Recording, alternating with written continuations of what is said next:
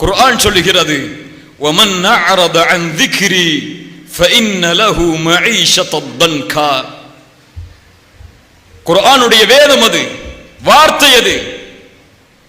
யார் இறை நினைவிலிருந்து நீங்குகிறாரோ, படைத்த இறைவனை மறந்து இந்த உலக வாழ்வில் வாழ ஆரம்பிக்கிறாரோ, மஈஷத்தன் தன்கா, நெருக்கடியான வாழ்வை இறைவன் அவருக்கு ஏற்படுத்துவான்.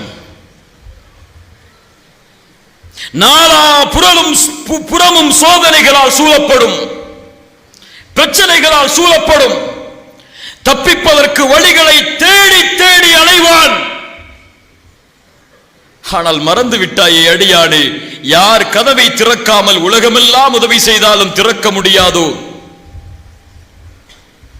யார் உனக்கு உதவி செய்யாமல் உலகமெல்லாம் உதவி செய்தாலும் அந்த பிரச்சனையில் இருந்து நீங்க முடியாதோ, அவனை மறந்து வாழ்ந்து கொண்டிருக்கும் போது அவன் உனக்கு எப்படி உதவி செய்வான்?